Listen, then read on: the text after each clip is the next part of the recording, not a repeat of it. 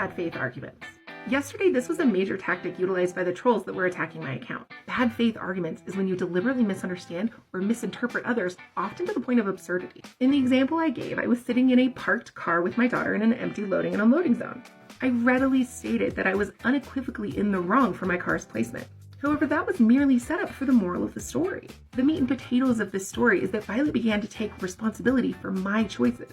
This anecdote is dependent upon me taking responsibility myself. At no point did I try and justify my actions or avoid responsibility for them. I was merely teaching her that it was my responsibility alone and that she had no right to take accountability for my choices. Some of these trolls, which I blocked, took up and ran with the idea that I was stupid, blaming this man for being angry at all. Well, I couldn't possibly teach my daughter anything of value, and this is classic arguing in bad faith. They took an itty-bitty part of the story, which happened to be a man getting angry, twisted it to suit what they wanted to argue and belittle me about. They dug in with rapid-fire comments where they deliberately misunderstood the very obvious point.